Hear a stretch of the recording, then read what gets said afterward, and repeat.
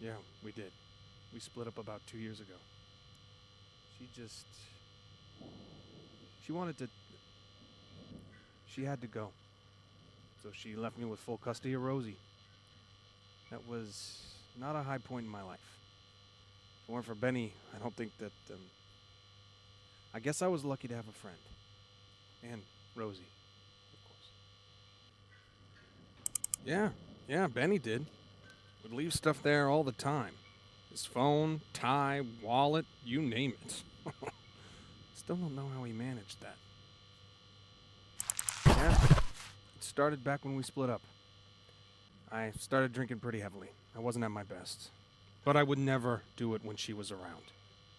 I wouldn't let Rosie see me like that. It was not long after Wendy and I split up that she gave me full custody. And as soon as I heard the news, I stopped drinking. I wasn't about to let Rosie see me like that, and I wasn't about to throw away that opportunity. With getting her back, it felt like I was getting a part of myself back. Yeah, it started out that way. We'd meet at the Moonlit Den, and we just kept on meeting there. He always wanted to make sure I was okay.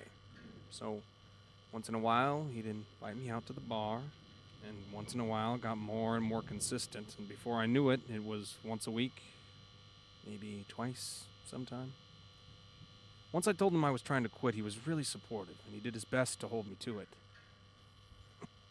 He even bought me my first non-alcoholic beer. It took a while, but he'd gotten me there a few months ago. He's a good buddy.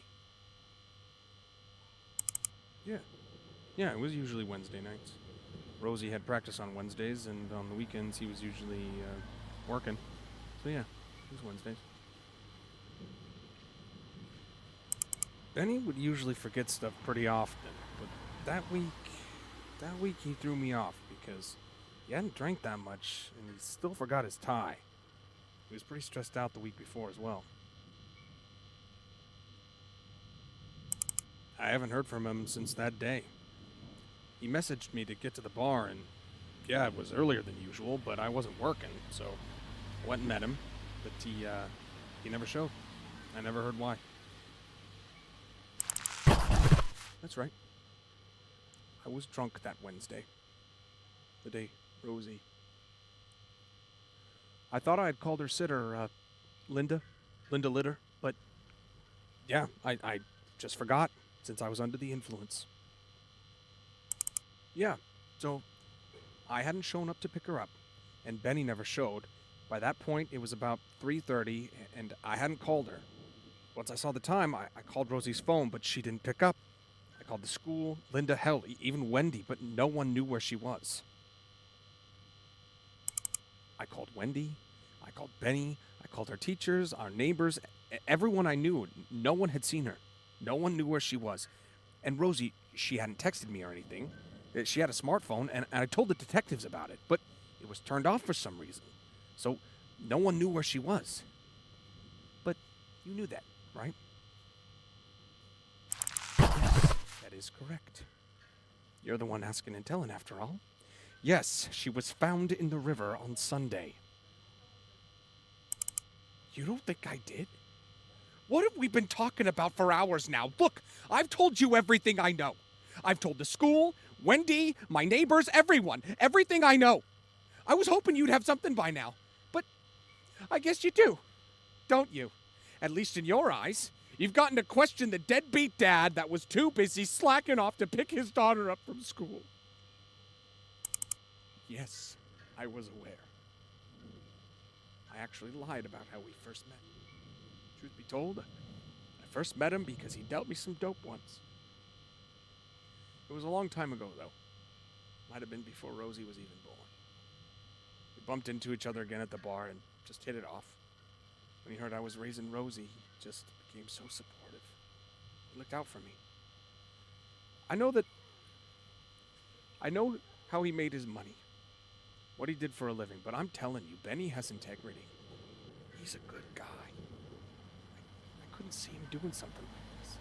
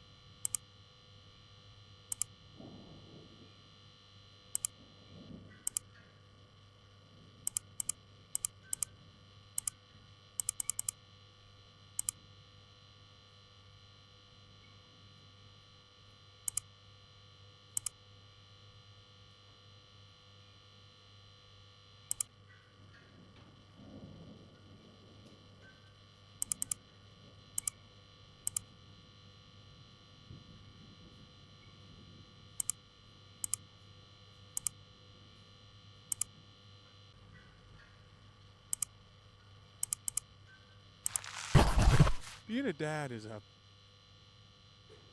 was hard. It was stressful. As much as I tried to hide it, especially the last couple of months, I think she did see it. But she never hated me for it. God, maybe part of me wanted her to, but she didn't. She still loved me.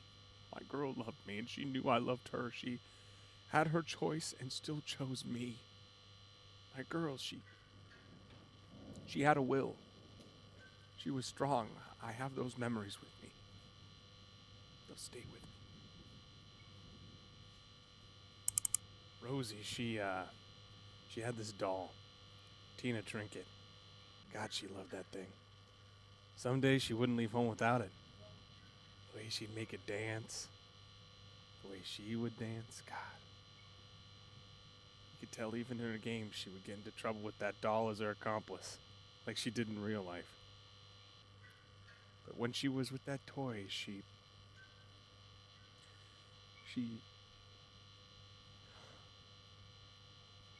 was an angel. My girl, I don't know how I was allowed, how I was permitted to have such a beautiful angel in my life, you know? I mean, really, how? Every day I'd come home and I know the work I was doing was worth it. I wanted more than anything for her to know that she made it worth it, but the bills piled up. Wendy stopped helping and I just couldn't do it the last time I saw her when they were fishing her out.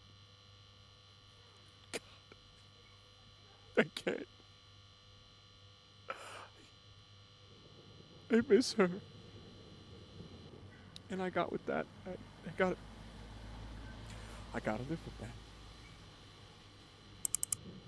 I loved my daughter. So I don't need you to come in here and accuse me of killing her because I already know I'm at fault. I may have been a bad father, but I didn't kill her. I have all those memories in my life to back up how I feel, so you can judge me as you want. But I know that she knows I cared, that I loved her. That's all I can do for her.